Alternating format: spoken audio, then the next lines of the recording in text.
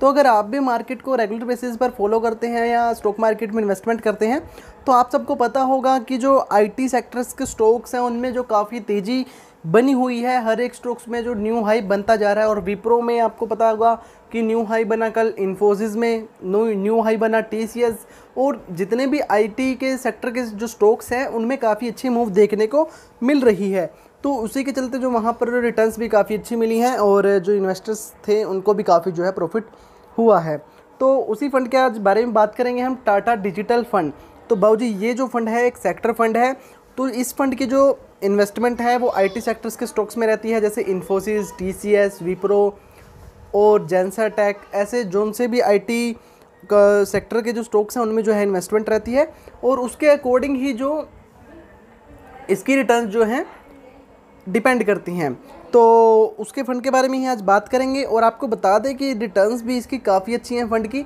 अगर आप चेक करेंगे 1 मंथ के बेसिस पर, 3 ईयर और 1 ईयर, तो रिटर्न बाबूजी अभी तक नेगेटिव नहीं दी है। तो चलिए बात करते हैं कि क्या आपको अभी इन्वेस्टमेंट करना चाहिए या नहीं करना चाहिए। तो टाटा डिजिटल फ़ंड के बारे में हम बात कर रहे हैं। आपको बता दूं कि सेक्टर फ़ंड है। अगर आप रिस्क थोड़ा लेना चाहते हैं, आप जो हैं एग्रेसिव इन्वेस्टर हैं, तो आप जो है इस फंड में इन्वेस्टमेंट कर सकते हैं for high risk for high return. तो लॉन्च डेट है बाबूजी, जो फंड लॉन्च हुआ था 27/12/2015 को फंड लॉन्च हुआ था, तो अभी 5 साल पूरे नहीं हुए हैं इस फंड को। स्कीम टाइप है जो ओपन एंडेड है। बेंचमार्क है जो S&P BSE IT total return index इस फंड का बेंचमार्क है। तो सेक्टरल है टेक्नोलॉजी। फंड मैनेजर जी हैं जो शैलेश जैन जी और मीता सेठी जी इस फंड को मैनेज कर रहे हैं। रिस्क है जो बाबूजी मॉडरेटली हाई है। नेट एसेट वैल्यू है जो 18.48 पैसे है एज ऑन 30 जुलाई। तो फंड का साइज आपको बता दें कि 364 करोड़ रुपए जो फंड का टोटल AUM है। और अगर आप म्यूचुअल फंड से कोई जुड़ी एडवाइजरी लेना चाहते हैं, फिर स्टॉक मार्केट में इन्वेस्टमेंट करना चाहते हैं, तो आप हमें, स्क्रीन पर आपको नंबर शो हो रहा होगा, तो आप हमें डायरेक्टली मैसेज कर सकते हैं। हम आपकी हर क्वेरी का जो है सोल्यूशन देंगे, और आपको साथ में इंट्राडे टिप्स भी हम फ्री में प्रोवाइड करेंगे। तो मिनिमम इन्वेस्टमेंट है जो बाबूजी आप इसमें से 5,000 रुपये से मिनिमम इन्वेस्टमेंट शुरू कर सकते हैं। मिनिमम SIP आपको इसमें 500 रुपये पर मंथ करनी होगी। एक्सपेंस रेशियो है 1.13% एक्सपेंस रेशियो है। आपको पता होगा कि एक्सपेंस रेशियो क्या होता है, जो थोड़ा बहुत खर्चा आता है स्कीम को मैनेज करने में, तो वो जो खर्चा होता है वो इन्वेस्टर से लिया जाता है। एग्जिट लोड, आपको पता है कि एक स्पेसिफिक टाइम पीरियड होता है हर एक स्कीम का, अगर उससे पहले हम पैसे निकलवाते हैं तो हमें है जो एग्जिट लोड लगता है। तो किसी में 1 ईयर का और किसी में 3 मंथ से पहले जो है एग्जिट लोड होता है। तो 4 units in excess of 12% of the investment, अगर ज़रूरत से ज़्यादा 12% से ज़्यादा इन्वेस्टमेंट का हिस्सा जो है रिडीम करते हैं, तो आपको जो है 1% का जो एग्जिट लोड लगेगा। अगर आप 1 साल के अंदर अंदर रिडिप्शन करते हैं, अगर आप 1 साल के बाद चाहे टोटल वैल्यू सेल कर दीजिए, तो भी आपको जो है कोई भी टैक्स एग्जिट लोड नहीं लगेगा। रिटर्न्स हैं जो रिटर्न्स आर टैक्स रेट 15%। अगर आप 1 साल से पहले अपना पैसा निकलवाते हैं तो आपको जो है 1 साल का 15% जो है टैक्स देना होगा आपकी रिटर्न्स पर, और आफ्टर 1 ईयर जो है आपको LTCG टैक्स देना होगा, that's it, long term capital gain tax. तो long term capital gain tax पता होगा आपको कि जब किसी की एक फाइनेंशियल ईयर में 1 लाख से ज़्यादा रिटर्न्स होते हैं तो ही 10% का जो है LTCG टैक्स देना होता है। तो होल्डिंग्स के बारे में बात कर लेते हैं।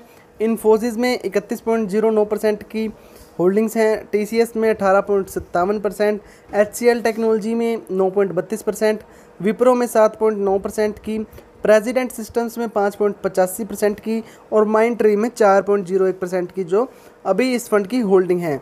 और जो कैश होल्डिंग फंड ने कर रखा है वो है 14.16%, लगभग 14.5% का जो इस फंड की कैश होल्डिंग्स हैं।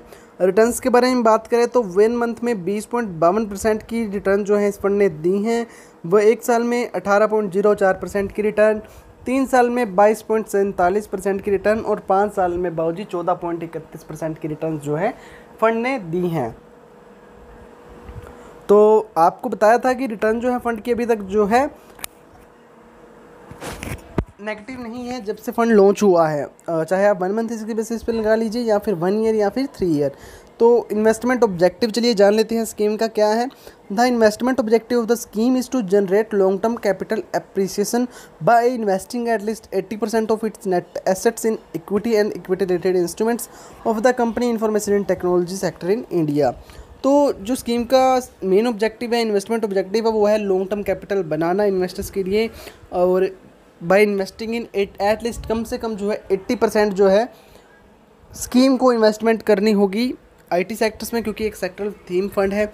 और जो है बाकी की हिस्सेदारी आपको बताया था कि कैश होल्डिंग है 14.16% की, और थोड़ी बहुत ही जो है होल्डिंग्स और अदर स्टॉक्स में होगी। तो काफ़ी अच्छा फंड है हमारा इंडिया। अब आपको पता है कि चाइना की तरफ से जो 5G हुवाई कंपनी को रद्द कर दिया गया, उनका जो टेंडर था उनके साथ। तो ऐसे में जो टेक्नोलॉजी के सेक्टर हैं, मेरे को लगता है कि अब थोड़े मूव करेंगे, क्योंकि अब जो है क्योंकि अब आप सबको पता है कि चीन से जो सामान आता था या जो भी है वॉर की नीति बन गई थी एक बार में, तो जिसके चलते जो काफ़ी टिकटॉक और काफ़ी ऐप्स जो बैन हो गई थी।